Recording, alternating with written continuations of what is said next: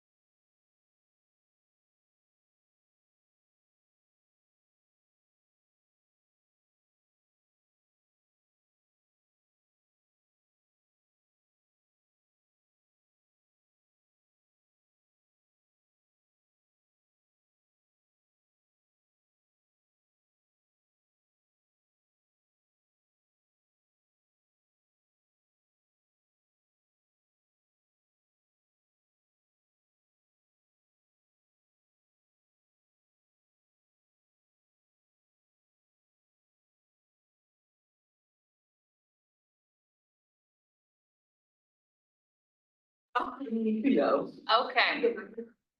Hello, everyone. Thank you so much for joining us today for this webinar. I'm going to start by sharing my screen so you can kind of follow along with the slides that we have for this presentation. My name is Kathy Mappa. I am the Youth Advocacy Program Senior Manager. I use she, her pronouns. For those who are unfamiliar with our Youth Advocacy Program, we work with young people to engage in policy analysis and advocacy, public education, and media outreach. Through our Youth Advocacy Program, youth build leadership skills, storytelling skills, their own political knowledge, and a community of peers. So you're primarily going to be hearing from them today. This is just my intro. And I want to let folks know that you can submit questions through the question and answer section on your Zoom. We might have an opportunity to get to questions. It just depends on how long our presentations go. If you have specific questions for our media person who manages our media, our communications director, Katie Otto, you can reach out to her directly. And so I encourage folks to do that. If you hear something today that you want to learn more about, please reach out to Katie Otto for any additional questions that you have. If we have time at the end, we will absolutely be able to answer some of your questions. So let me share my screen so that folks can see our presentation here. Okay, and then I'm going to hand it over to one of our alumni of the program, Kima, and Kima is going to be our moderator for today. So Kima, if you can, please start us off, that would be great. Hello, my name is Kima. I've been with the program for 8 years. On today's agenda, we will talk about opening meditation, survey, broken bridges overview, why broken promises, current state of congregate care, youth stories and recommendations, survey, questions, and closing. The next speaker is Brianna. Hi, everybody. My name is Brianna. I've been with Juvenile Law Center for 3 years. I'm completely honored to serve as a facilitator to help set the tone for today's conversation. We all know that talking about youth incarceration and family separation brings up a lot of emotions for many of us. But before we begin this conversation, I want us to pause and think about gratitude. Sometimes pausing and reflecting on small things that make us happy can center us. We are going to spend a minute or two in silent reflection of gratitude or appreciation from this past week. The next speaker is Jahan.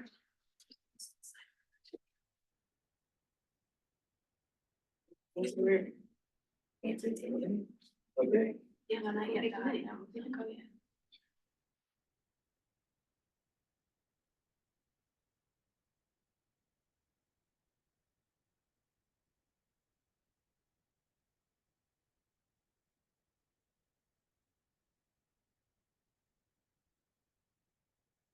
Okay, thank you everybody for taking a minute.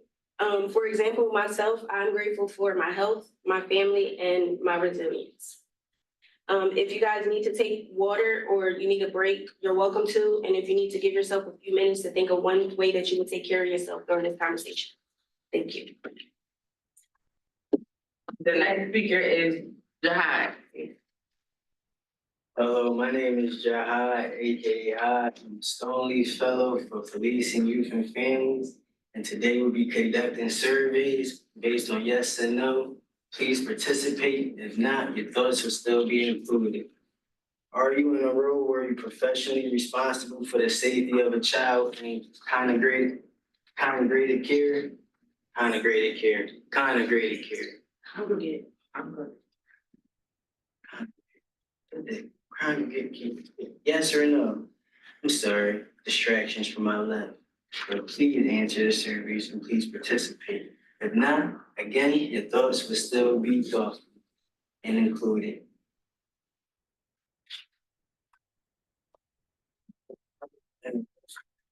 Answer.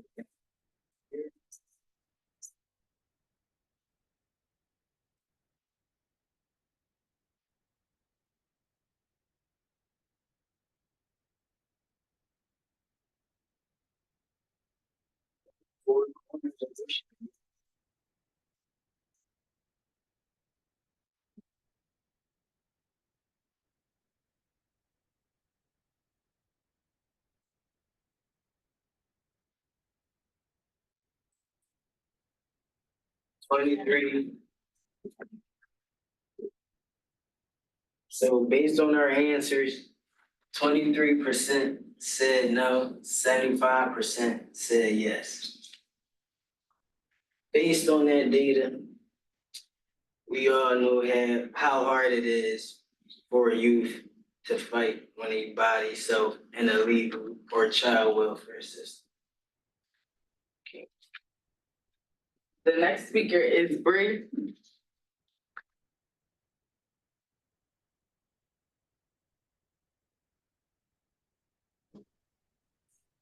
Good afternoon, everybody.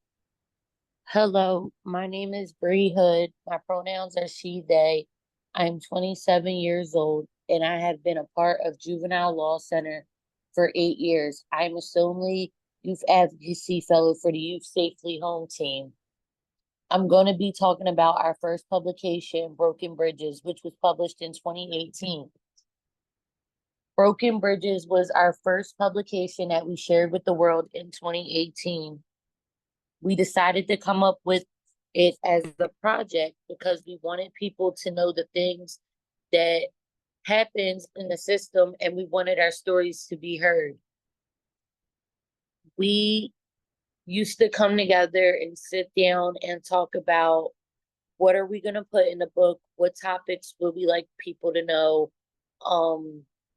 and as far as how long the process would take and when did we want it to come out. The first book includes topics such as education barriers, strip searches, solitary confinement, physical abuse, physical restraints, and separation from family. In addition to the book, we were able to get a youth ombudsman office within Philadelphia and was able to meet with them and give them our recommendations in juvenile justice reform regarding broken bridges. Me and my peers worked so hard on this. We had some press conferences and meetings regarding the book. I'm so proud that me and my peers were able to continue on with this work and we're able to do this and get our testimonies out to show people the harms and conditions that are in the system and why youth should not be placed within these facilities. The next speaker is Anani. Hey yo, my name is Anahi Figueroa Martinez. And I've been a part of the Juvenile Law Center for 9 years. The second edition of Broken Bridges was created to continue to spread awareness of the wrongdoings of all facilities. We decided to add new topics we didn't get to illustrate in the first edition. We wanted to talk broader about both systems and how sometimes youth experience similar things in both the foster care and juvenile legal system. Both our current youth advocates and alumni worked on this to show their experiences. Some youth wrote their stories and some expressed their experiences through art. Broken Bridges made a big impact on a lot of the issues we were working on, and we're hoping this one does too. We continue to work on bringing awareness and support to the youth currently going through these systems. The next speaker is Ria. Hello, my name is Rhea. I'm an alumni of the Youth Advocacy Program at Juvenile Law Center. I'm going to talk to you all about the facts and statistics listed in a publication. These stats give you an overview of the state of congregate care for youth in the dependency and delinquency system. Racial discrimination. According to the Sentencing Project Black Disparities in Youth Incarceration Report, in 2021, Black youth were 4 times more likely to be placed in a juvenile facility than their white peers. LGBTQIA bias and gender bias. Compared to 9.5% of heterosexual girls, 19.5% of LGBTQ girls reported being stopped by the police. Nationally, girls are less likely to enter the juvenile justice system, but are disproportionately arrested for minor offenses connected to poverty, such as theft. Education. In 2022, over 6,000 delinquency allegations in the state were school related. Of these, the vast majority, 89.9%, did not involve weapons. Most are categorized as simple assault, likely resulting from a school fight. Physical abuse. According to Children's Right and Education Law Center, they found that children in Pennsylvania residential facilities were physically maltreated 156 times, 114 by staff, exposed to inappropriate sexual contact 73 times, 39 times by staff, and suffered at least 43 incidents of verbal maltreatment by staff between May 2010 and May 2018. Disability justice. Youth with learning disabilities are disproportionately represented in the juvenile legal system, often because individuals, schools, and communities resort in effort, punitive measures, or law enforcement referrals rather than positive intervention. Mental health. 66% of youth that are placed in juvenile facilities have been diagnosed with mental health disorders compared to 9 through 22% of peers in the community. Now we will have stories from Angie and Ida.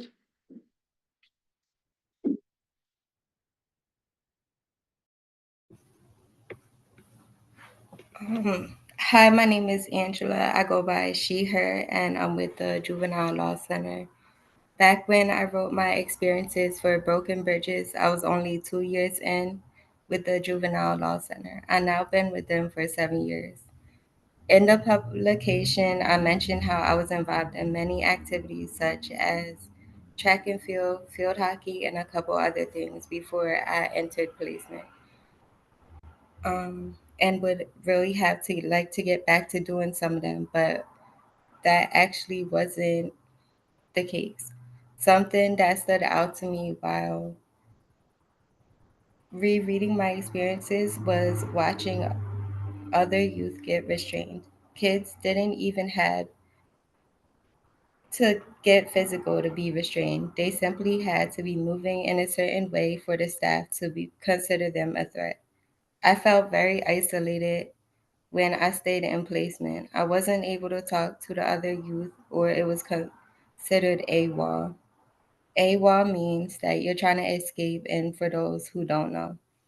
Lastly, something that my system environment damaged the most was my education.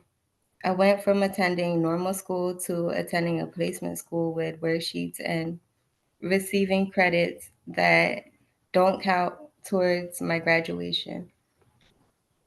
Also, sorry. Also, when I got out of placement and returned to normal school, it was very hard to adapt back in with the environment and the work. I felt very behind and an outcast. I started to skip school, which led me to attaining my GED instead of my diploma. This was a life decision and choice I made as a youth that maybe could have been avoided if I was just able to stay with my family and homeschool. Altogether, being in placement had many negative effects on my life.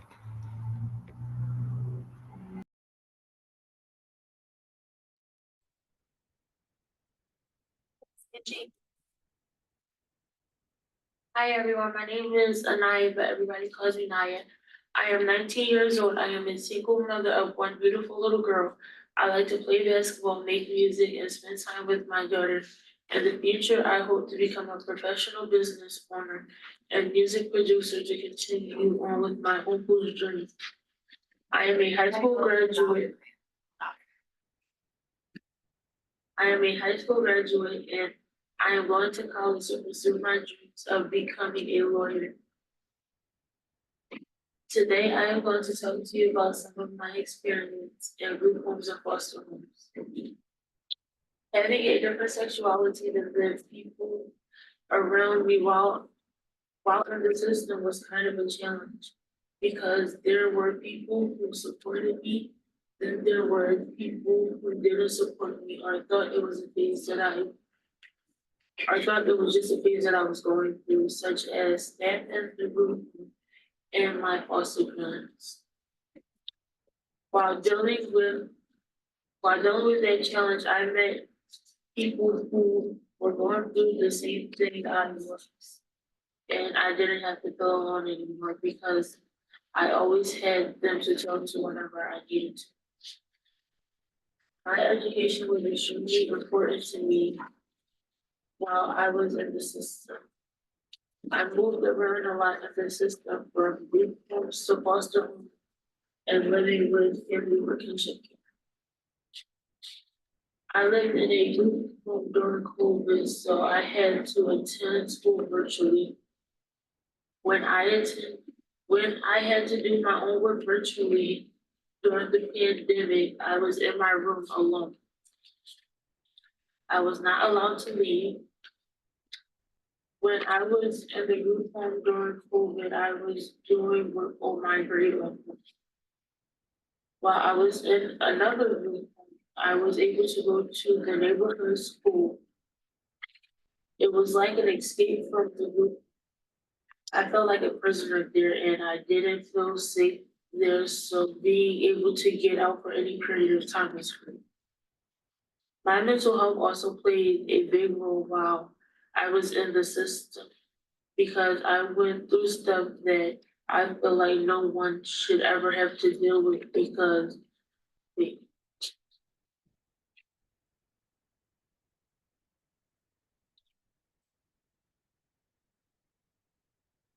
no matter how old they are.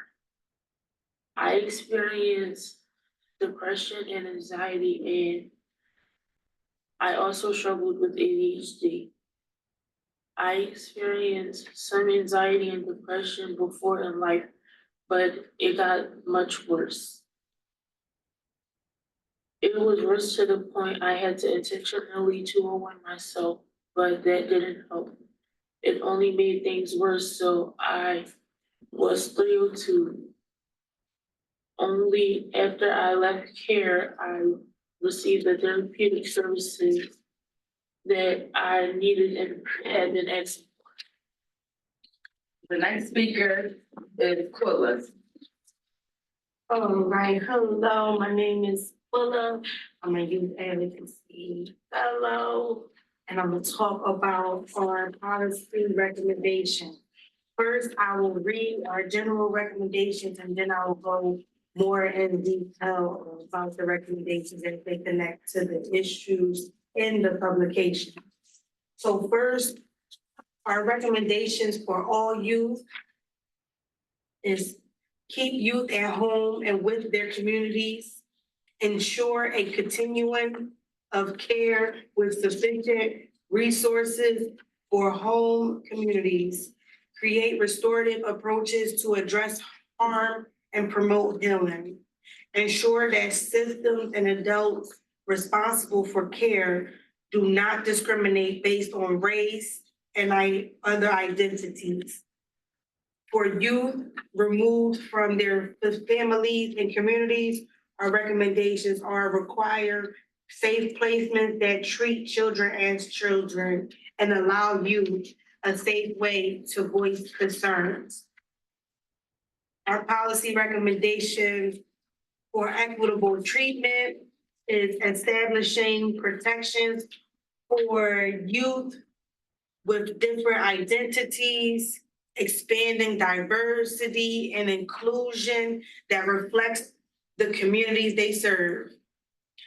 For education, ensuring that each child in the justice system and child welfare system receives quality education and has the proper support that they need in order to succeed in post-secondary education and training.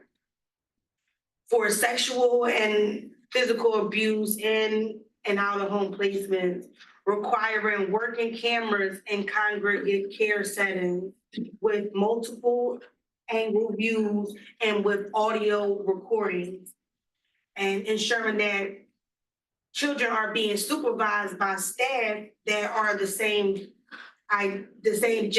gender identity, and if not possible, that other staff are there present to ensure for safety. And for mental health, abide by laws that give young people the right to provide informed consent for medical treatment and give youth the information they need and ensure youth have the choice and ability to access supports that will be therapeutic and healing for them. Next, we're gonna do a survey. We're gonna go back to Jihad for the survey. Today, we will close out, but we have another survey. Please please participate and support if you can support. Take all types of support. Have you heard these stories and facts before today? I repeat, have you heard these stories and facts before today? Yes or no? Participate. If not, your thoughts still count.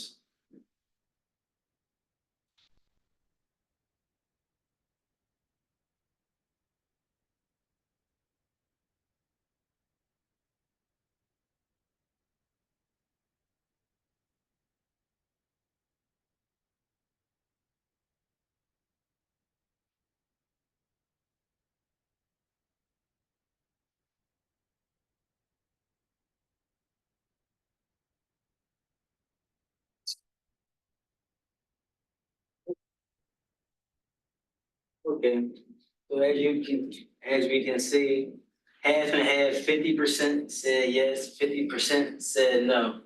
So if you have, then you kind of get the gist of what we aiming for. If not, if you're more interested to look inside our stories to get more information, or just look on our website. Check out the. Now we're gonna go back to Ms. Kathy.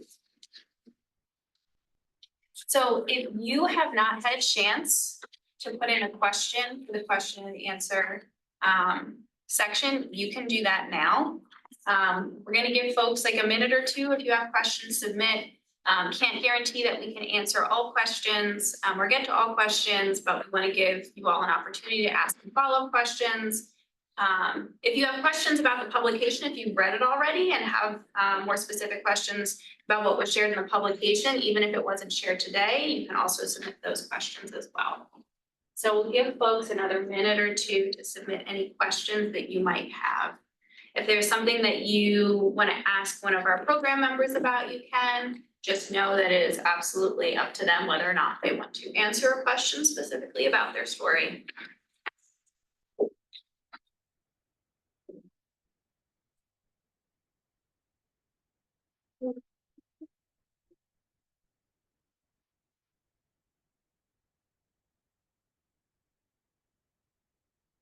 How can we see the question? You're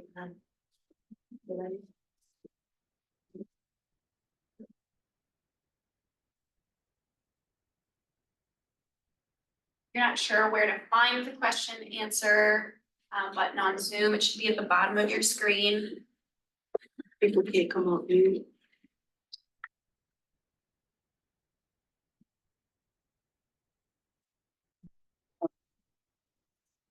If there's anything that you all additionally want to share, you're more than welcome to share that too. Just let me know when we can put the camera towards you too. This one me right now?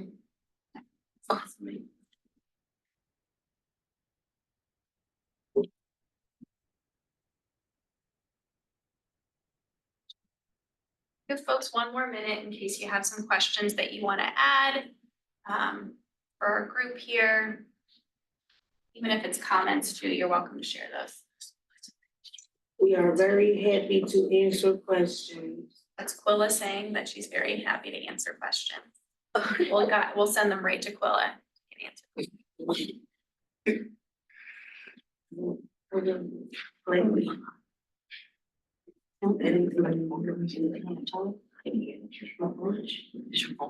You turn. Oh, they're putting. Oh. Here. They're starting to come in here. If you could try to use the question function instead of the chat, that would be ideal, but we can try to get to questions in the chat as well. We got a great affirmation for sharing stories.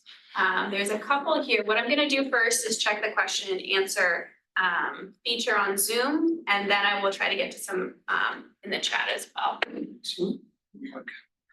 Yeah, so one question that came in, and you all are allowed to respond, especially our presenters who are not in person, please unmute if you would like to respond, but what are some ways we can work to keep young people at home and safer in their communities? We've got Jasmine raised her hand first, we're gonna go to Jasmine, and then Jahan, you can go afterwards, and Kima. Go ahead, Jasmine. I think one of the important ways to keep them in their communities and homes is, finding other family members or people that they are comfortable and most close with, and trying to bridge the gap between who can help them, and also like the resources inside the schools as well. I think trying to get with like a counselor to make sure that, the youth are able to stay in school and in the community, the programs and stuff in the community, but the main important thing is trying to find like a family member or somebody close to youth that are comfortable with staying with this person. And it doesn't have to be a family member either, because they have like friends or like, close people that are close to them. It don't always have to be a family member.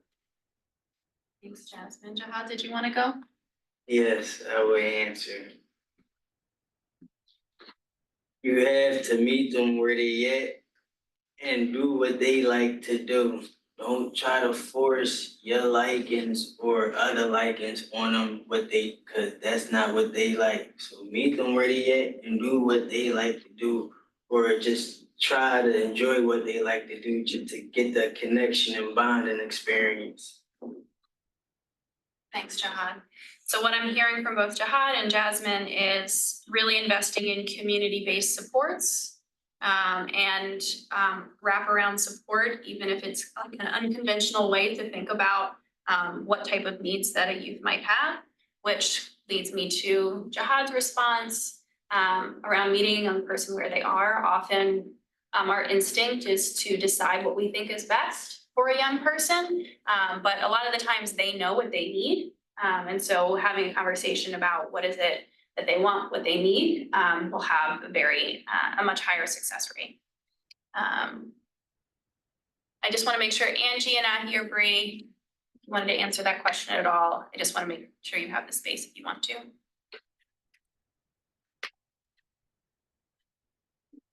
We received two similar questions like that, so I kind of pulled them together. Another question that came in, and Willa, I'm actually going to send this to you because it had to do with policy recommendations, okay? So which reforms do you think we should prioritize? Which reforms? Yeah. Definitely, we tackled the education reform prior. We did a whole nother report to this one prior. I definitely feel like education, a lot of young people, they talk about how they're not receiving that quality education. So education was always a big one for us.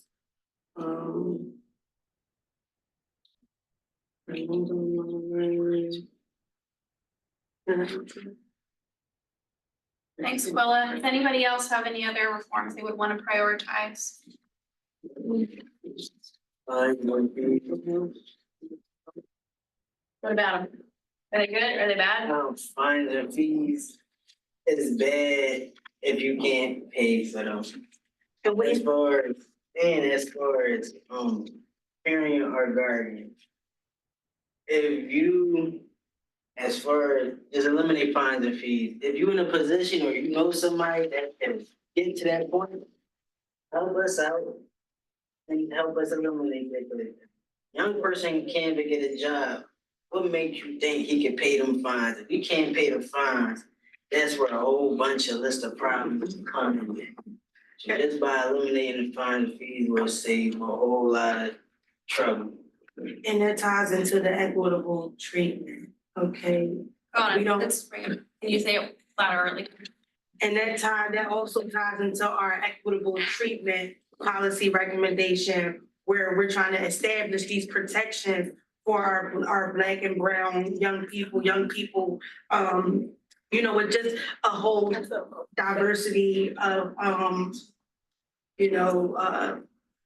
struggle. So trying to expand diversity for these young people. Okay, Kima and then Jasmine.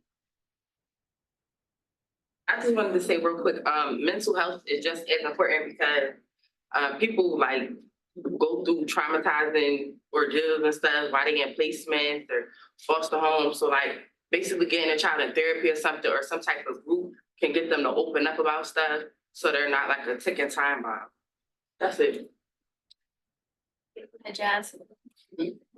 She kind of answered it for me. I think mental health is one of the most important. It's only because, speaking from my experience, even the idea of being taken away from like my comfortability, my parents, my siblings, that was enough to take a mental toll on me. And even still, as an adult, it still is I kind of deal with that type of mental now. I think for me, I got a lot of like, I don't know, like, I'm not gonna say abandonment, but I do have issues like as an adult with like people coming and going. It does kind of mess with me a little bit. So I think mental health is a lot important. Thank you all so much for sharing. And just so you know, since you can't see it here, there's a lot of affirmations in the chat, people agreeing with you, being really appreciative of your recommendations. Another question that came in, now this can be for those who share their stories or experiences, or it could be for others, but what do you think a provider, so whether that was like your KUA or whether that was another agency that you worked with, what could they have done to better support you? So Rhea, do you want to go? Okay, Bree, I'll go to you right after Rhea, okay? I think for me, the support of my coworker, like, don't get me wrong, there's good and bad coworkers, but I feel like if they met me where I was and figured out like how to better help me, like meeting me where I was when it came to like my education, my mental health, what was going on in the household, like maybe my situation and outcome would have been better, but it is better now that I'm out of the system. I think when it comes down to caseworkers, they need to figure out, like, when they go in these homes, check off every checklist, like, are they eating, do they have food, do they have clothes, do they have everything that they need? Because sometimes they just do a quick walkthrough and you don't really get to know what's going on, like if the kid was being abused, maltreated, anything. So I think it's safe to say, to do your job or thoroughly and figure out, like, sit down, pull the kid aside, talk to them. And if they don't want to talk, provide them resources, get them the help that they need. Thank you, Ria. Bree, you can go on ahead. Just to like piggyback what Rhea said, I feel like it's the support, whether you could physically be there or just a simple phone call just to show, you know, a youth that, that you care, because like a lot of these kids that are in the system, they come from like very like harsh backgrounds, whether, parents aren't together or they're divorced, fighting, or they're getting bullied at school, they're not getting proper education. They're dealing with their own childhood traumas and mental health problems. But I just feel as though, just showing a youth that you care and that you're there for them, because that goes a long way. Because I feel as though a lot of these youth go out and do reckless things and do stuff that's like very harmful to themselves because they don't have the support, they don't have the people that care for them. But I feel like a lot less of that would happen if more people showed up and were consistent and persistent with, being there for youth and showing them that, they care. Thanks, Bree. Appreciate it. So I'm gonna do two more questions. We have quite a few coming in. I'm gonna try to see if I can combine a couple of them here. So question for the group. How do you think is the best way to gather information from kids who are in these facilities about what's going on? Think surveys? Do you think talking to them? What do you think is the best way to gather that information? Got Kino over here. I think like every kid is different, like nobody's not really the same, so like speaking to one might work for one, and then, getting a survey filled out for other one might work. You just gotta try different strategies or whatever. But both are good. Yeah. Others here, others have ideas? I think, like having some type of, focus groups or something, like, cause when you got youth like separate, I think they don't understand how much the other, like the other youth are going through the same things. And I think when you get them all together and they kind of open up, they realize that they all kind of, it's like a trickle effect a little bit, because they all kind of open up one behind the other, because they realize that they are not the only people going through stuff. And a little bit of food in front of them. I think food is like kind of like a way to open up people. When you sit down, you have a conversation over food, you kind of open up more. It's not a bribe, but it's a way to open them up a little bit. Yeah, it's get the youth comfortable. You wanna add anything else, Quilla? Should we be talking about the ombudsman? Yeah, do you want, I was gonna talk about the ombuds office, but if you wanna talk about it too, Quilla. Okay, so if you couldn't hear, Quilla wanted to make sure that we talked about independent offices of youth ombuds. So we're big advocates for having independent Office of the Child Advocates at the state level and local independent ombuds offices. I think what we've heard time and time again from young people is they need to know that if they are filing a grievance about something that's happening to them, that they're going to be safe. that there is a lot of fear around reporting, fear around talking about what they're going through. They need to know that if they're sharing this information, there isn't going to be repercussions, that they're not going to all of a sudden be treated differently by staff because they've shared that information.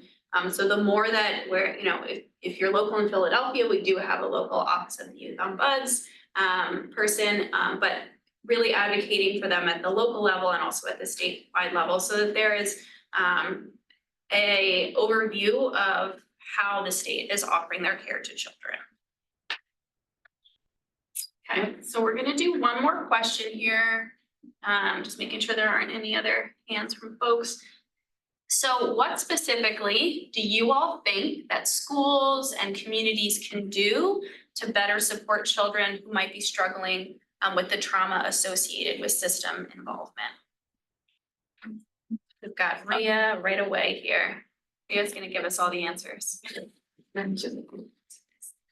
I think when it comes to trauma, depending on the trauma and what the person is going through, I think it's a space because I was abused. I don't like to be touched, but anyway, if you figure out like what their trauma is, like maybe sit down and like offer advice or offer things on how to cope with it or deal with it can be a thing.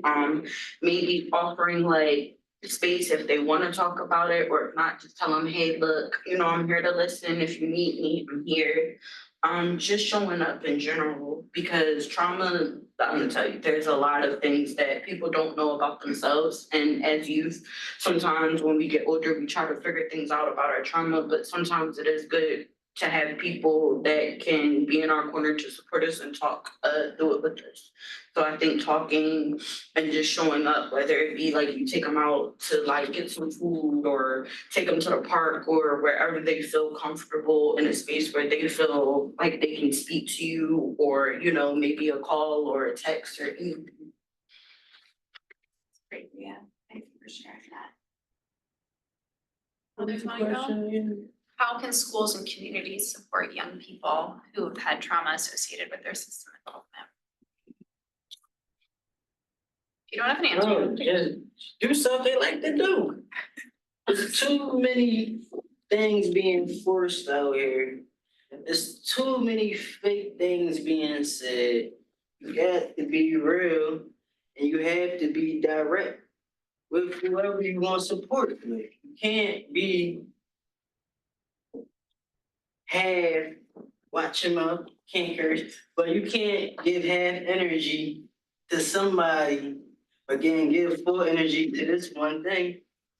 Give 100% to whatever you're giving, because at the end of the day, you're gonna make a change, or that 100% is gonna make a difference as far as work, support, anything. You do 50% at work, what that means? You on the verge of losing your job or something like that, versus giving 100%. Same thing with you. You're gonna make change that youth. Now that youth is doing better in school, came from C's and D's to B's and A's now, all because of that direct support. As far as just giving advice and giving half energy, if that makes sense.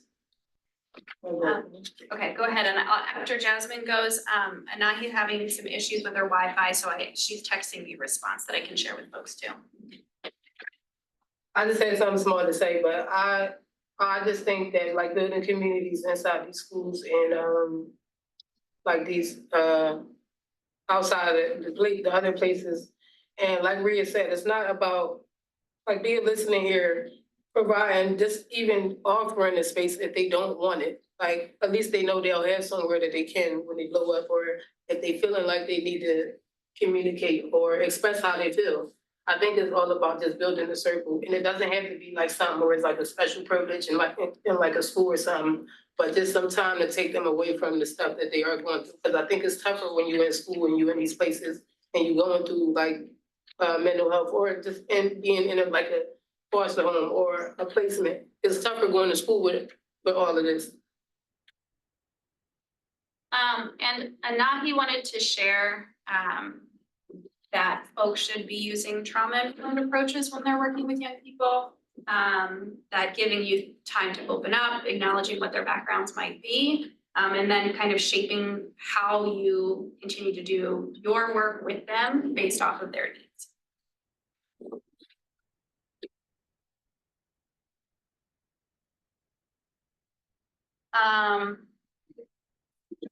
Trying to see if there's another person. You want to say it? Go ahead, Gina, go ahead. You go. I remember something else we used to do here. I don't think we do it anymore. Maybe we do, but it used to be like a buddy, like we used to have here. And I actually got really like close to the one that I had. Like she was like really nice to me. So that too, like a trusted adult specifically like for that kid or whatever. So yeah, that's it. Like a mentor. Yes, like something like that. Yes, it was really nice. Thank you all for sharing. I think we are gonna now shift to our closeout, so I'm gonna hand it back over to Kina. Our last speaker will be Jasmine.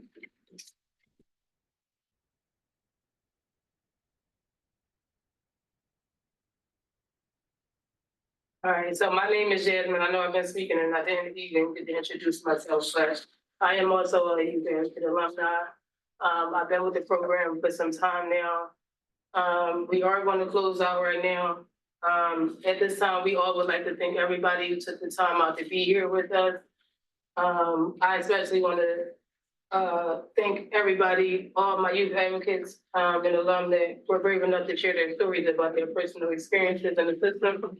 As we close out, I want to encourage and remind everybody to take good care of themselves and think about ways that you want to have these type of conversations when you are comfortable. And I also would like everybody to take a minute to think about everything you heard today and how it might impact the work that you do with youth in the future. Take a minute for people to pause and think.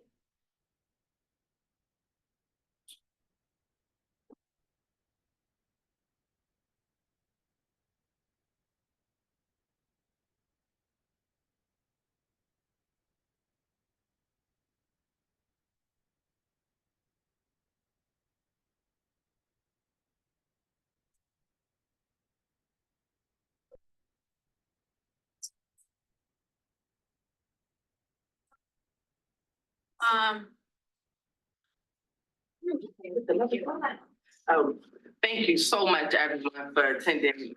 We appreciate y'all so much. Like, thank you. That'll be it. Thanks, Kima. As you can see on this last page here, you can access the publication on our website. Very easy to find. And if you are very interested in some of the specific policy recommendations, it just highlighted here where you can find that specific information in the publication. Because I know it's a very large document and maybe you just want to focus on this policy recommendations, or maybe you're primarily focused on education. There's some pages here that can help you find that information. We truly appreciate you coming out and listening today. We know it's a really busy time of year for folks, but we have so many important stories to tell. If you want to continue to connect with us about this work, or might be even interested in a presentation that focuses on one of these particular areas in more depth, please feel free to reach out to me. Feel free to reach out to our communications director, Katie Otto. And thank you again for attending. Yeah. Oh. I'm gonna just imagine y'all clapping.